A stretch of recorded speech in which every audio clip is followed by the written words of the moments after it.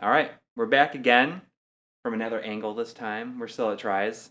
You probably saw the other Patreon video like some days or a week ago, but we actually just shot that a few minutes ago. We're shooting another right now. We kind of felt that we were having fun just kind of looking at different games, so let's just like pick random games off of Try's shelf and talk about them. So you're just gonna, I'll let you do the picking. I'm gonna pick them on, and you're gonna like maybe tell me why you have it. Okay. All right.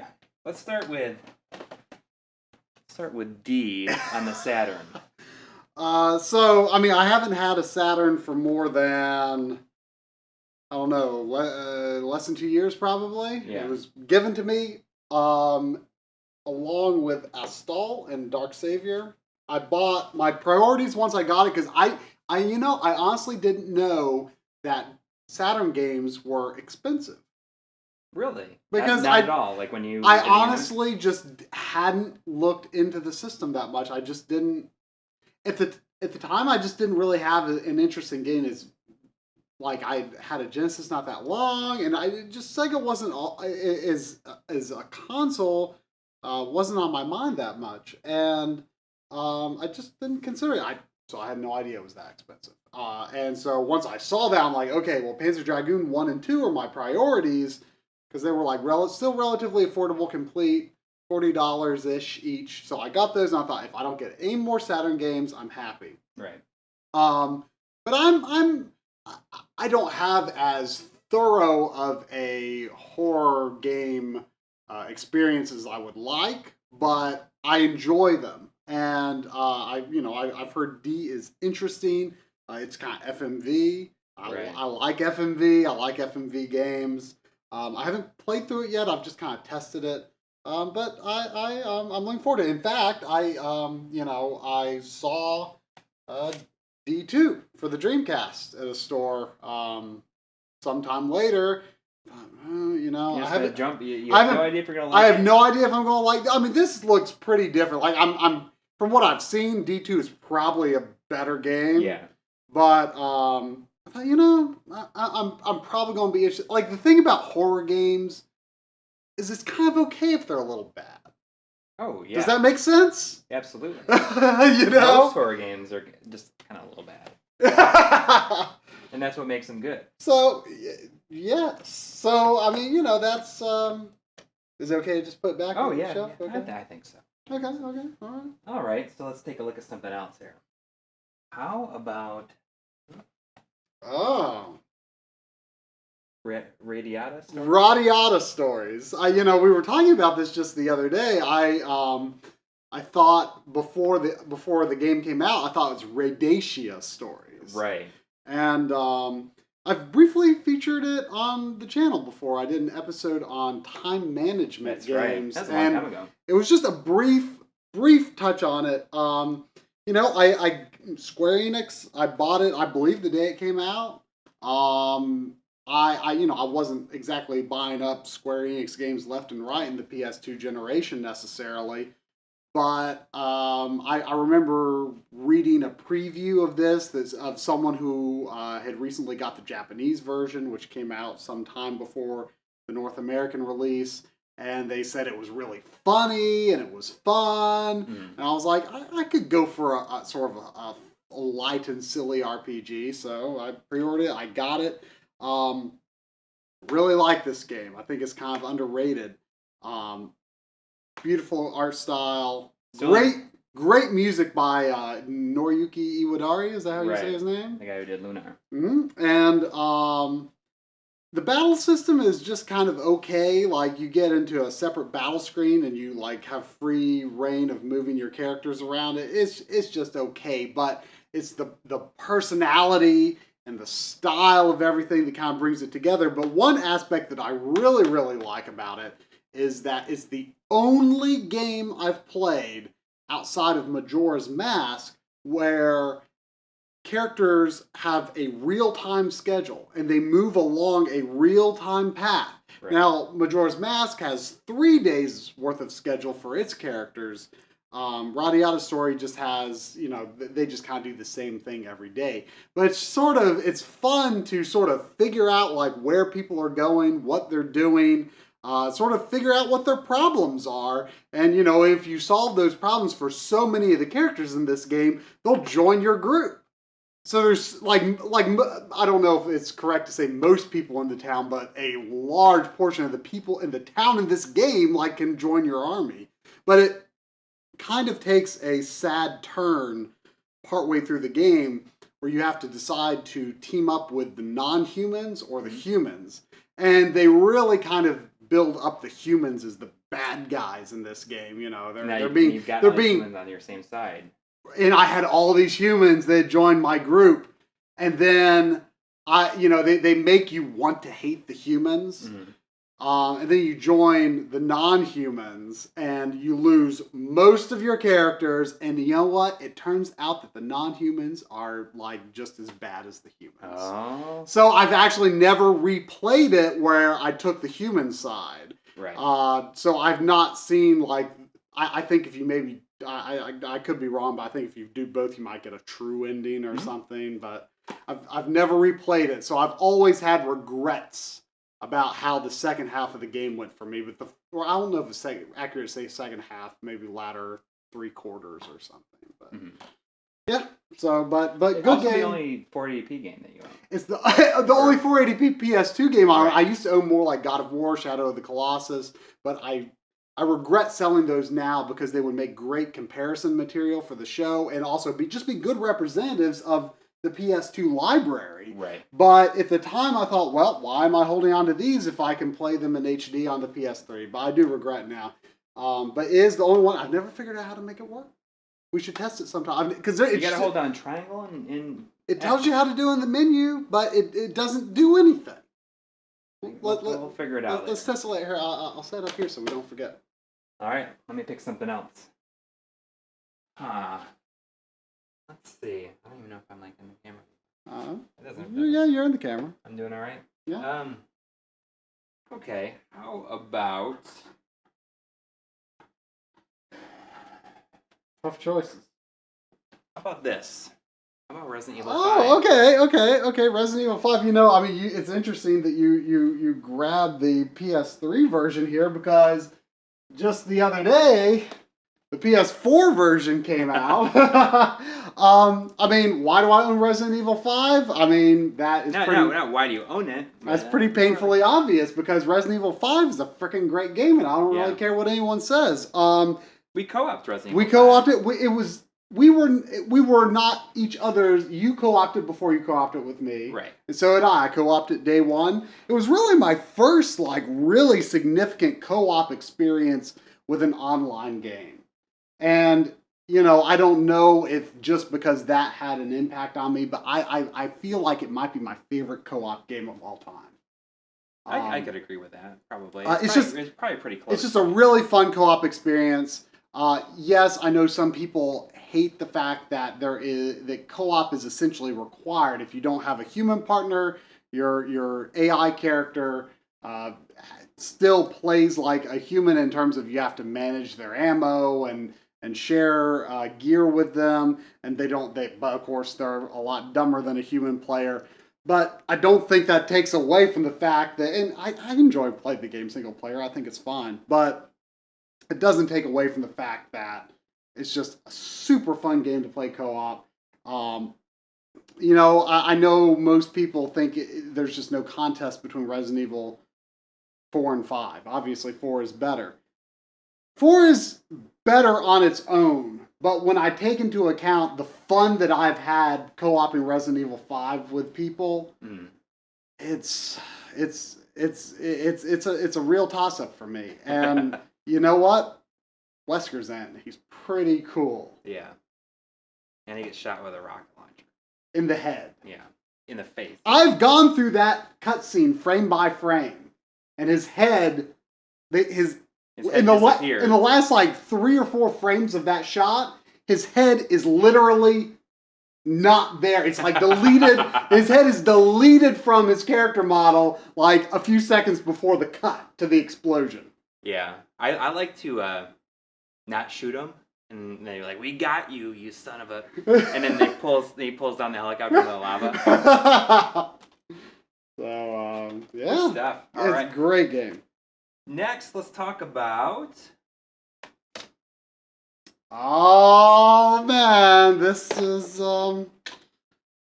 good stuff. Suikoden 2. You're really still struggling with switching over to saying it that way. Suikoden 2? I Yeah. mean, our good friend Game Dave, foremost authority and fan of Suikoden in the world. The first time I was aware of the series, I think I called it Suikoden, which I think is what Dave said he called it. And what about you? I did too, yeah. And then I looked more carefully at it. I'm like, you know what? That doesn't sound like how you would say a Japanese word. Not that I'm an expert on how you would say a Japanese word. But I decided it was Suikoden. But then Dave says that, Dave bases this, I believe, on a Japanese television commercial, Suikoden. Okay. Suikoden. You just kind of just blend it together a bit more. Yeah. Suikoden. I've always called it Suikoden since not calling it Suikoden.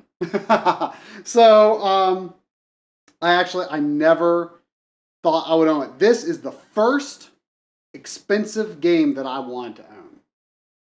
The first time that I was like, I want this game, and then I was like, oh crap, it's over $100. This was back in like 2002, and it was already over $100. It was kind of, there was a trend for a brief while I was still just hovering just over $100, where eBay sellers would mark it as buy it now for $108, which if you know the Suikoden games, there are 108 characters recruitable to your party. I'm like, that's cute. But it's not funny because it's expensive. So I wanted this, and I thought, it'll probably go down in price sometime.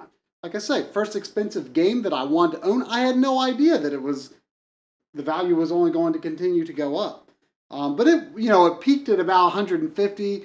A year or two ago, it actually drifted down a little bit, but not quite low enough for me, and went back up. So last summer, I finally played it. I played it on the PlayStation Vita on my summer trip as the PSN download. And I thought, I'm happy, I'm satisfied with this, but I still didn't feel like I owned it, Right.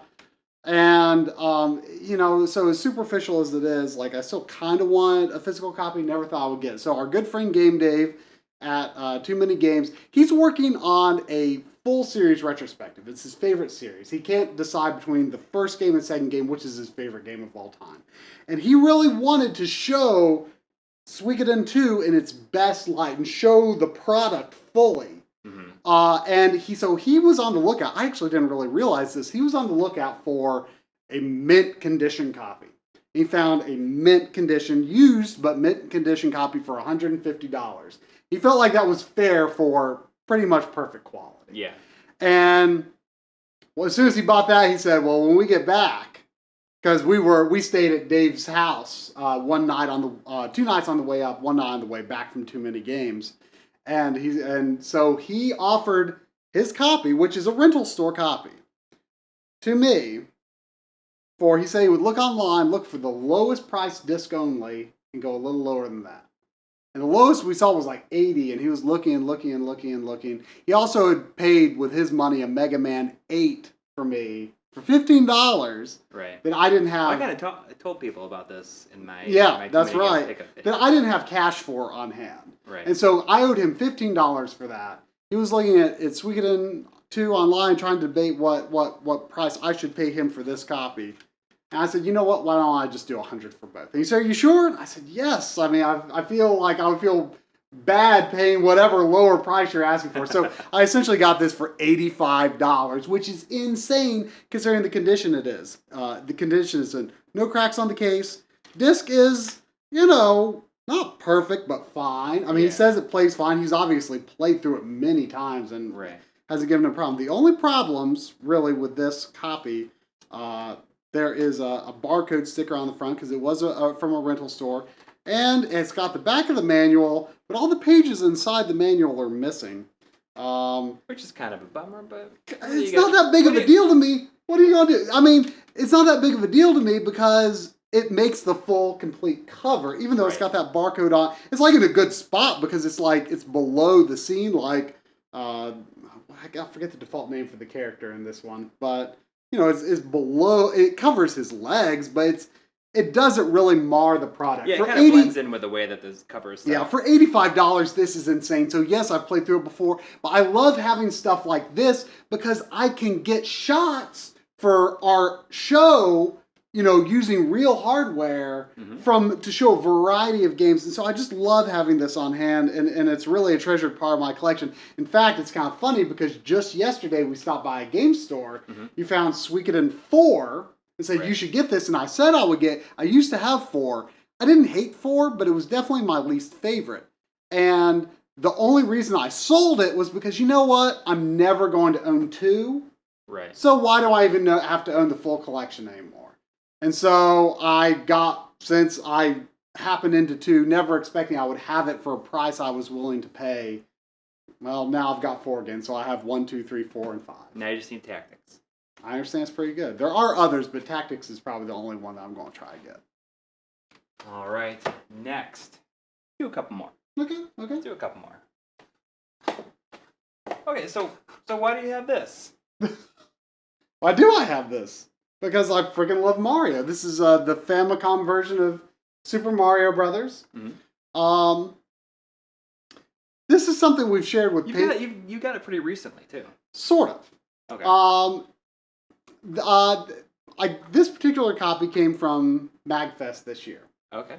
Wasn't like an outstanding deal or anything, but it's in decent enough condition. You know, copies of Mario 1 tend to be very kind of dirty because, I mean, it's just such a common game. Something we've shared with patrons before, I've got a box. We still haven't really done anything with it. It was kind of a bit of an impulse buy some time ago. I've got boxes full. Can I take someone with me? We can look at them later. I've got boxes full of Famicom games, like cheap, common Famicom games. And I had this idea of doing this idea for a show where I play through random ones. I have no idea what some of these games are. I can't read the title. I just thought it would be a fun experience. And I still intend to do something with that. But I just haven't figured out the format. There was a copy of Mario 1 for Famicom. Worked, but it was a little dirty. And I kind of want just Super Mario Brothers, Super Mario USA, and Super Mario Brothers 3 to just go on my Famicom shelf just because I like those games a lot. And this copy I got at MagFest because it was cleaner than the other one. I can't forget what I did with it. Oh, I sold it on eBay. I somehow sold it on eBay. I think I sold it for $5. Someone actually bought it. And I said, you know, it's a little dirty, but it works fine. I got good feedback. A little dirty. A little dirty. It works fine. All right. One more. Make it a good one. I'm going to make it a good one. How about this? So there's some stories to go with why I've got Escape from Monkey Island on PS2. Well, the reason I own it on PS2 is because, you know, I'm sorry, I like to play games on consoles. I know it's got to be worse than the PC version, but I like to play games on consoles. I didn't have experience with Monkey Island in its original heyday.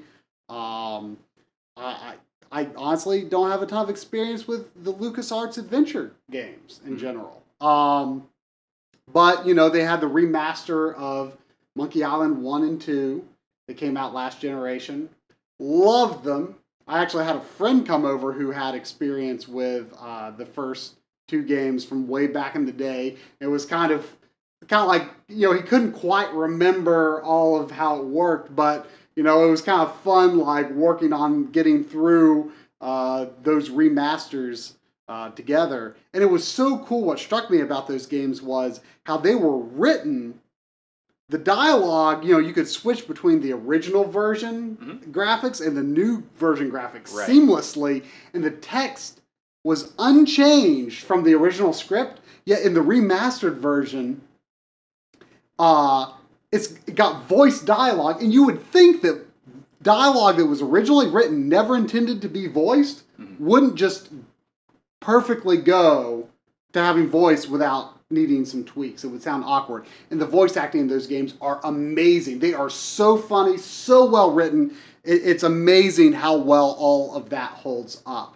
And what's cool is the guy who started to voice Guybrush Threepwood including in this game, voiced him in those games. I don't think he's done a whole lot outside of those. Really? But anyway, so I got Escape from Monkey Island for PS4, but I can't play it yet. Do you know why? Because you haven't played. Isn't there another release? This is the 4th Monkey Island game. Right, 3 you haven't. Curse of Monkey Island was only released. I don't know if it was DOS or old Windows. That by that point, I'm not really sure. You can play it with what do you call it? Scum VM. Right. I want a physical copy of it. I'm not like a huge PC gamer. It's the only physical PC game I'm looking for right now. Never seen a copy of it in the store. I haven't really aggressively pursued getting a copy online. I really should get around to that. But I want to use a physical copy with Scum VM installed, so I can finally get to this game. Now I have, I guess the 5th game, the Telltale series kind of counts as the 5th game. I have played that, and I actually really liked that. I've liked everything about Monkey Island I've played so far. I feel like Curse is considered a lot better than this. Curse is actually the first one with voice acting. And so that's pretty cool. So that they went back and got him after this. Yeah, and he's the perfect voice for Guybrush Threepwood. Like, it's you know, I really like I really just like the personality and everything in these games. They're just really enjoyable. So I'm sure that Curse of Monkey Island and Escape from Monkey Island aren't as good as the first two, but they're probably still pretty good. So I'm looking forward to playing them. Yeah. Well, those are some pretty good picks. Well, they're your picks, but I picked them first. Pretty good stories behind the picks. Yeah, I mean, I could probably tell you at least some kind of context for why I had any game on this shelf. With mine, actually. Well, I've got a bit more of a carefully curated collection than yours. No offense. Yeah. I like to be a little more choosy. I understand. So. Anyways, thanks for watching.